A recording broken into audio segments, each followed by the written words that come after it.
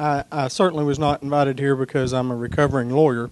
I tell people I've been clean, dry, and haven't sued anybody in about 9 years now. So I'm a lawyer by training, but a field artilleryman by profession. I went through the Field Artillery Officer Basic course after receiving my commission and have spent most of my military career in the field artillery. Now, most of you probably think of artillery as something similar to this that you've seen on a movie like Gettysburg or some other historical program, but modern artillery is definitely involved in science.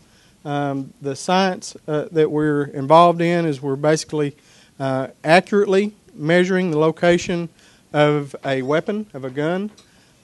We measure it down to the nearest tenth of a centimeter. We are then going to try to accurately locate a target for that weapon. Again, we want to locate it as accurately as possible using either a soldier as an observer, possibly a radar to detect and locate enemy weapon systems, possibly airborne observer.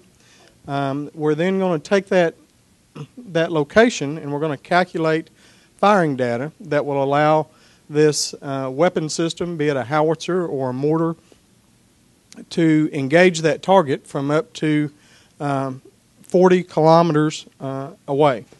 Modern artillery is all done with what we call indirect fire, which means the target that we're firing against cannot be observed from the location of the weapon.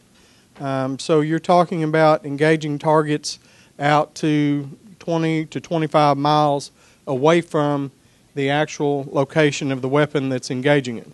To do that, we have to calculate and correct for all the weather conditions that you could imagine, being wind, speed, and direction, air density, air temperature. We also, at maximum ranges, calculate for the rotation of the Earth because the time of flight from the time a round is launched until the round impacts on a target can be out past 2 minutes, and the Earth rotates under the round while it's in its trajectory, and we have to be able to correct for that. We also have to be able to correct for non-standard conditions with regard to the ammunition. Even though we have high standards of manufacturing, even changes in the manufactured weight of a projectile of as little as a tenth of a pound will have an impact on the range that round can achieve once it's fired. We also calculate, for instance, for the temperature of the propellant at the point that we fire it, because that has an impact on how rapidly it expands, which impacts the range that we achieved against the target.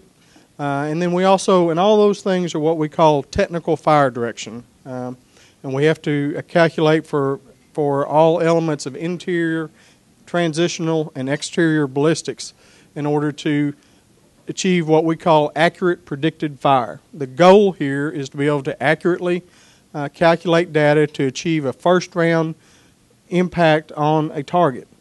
So that's all technical fire direction. With that, we also have to do tactical fire direction.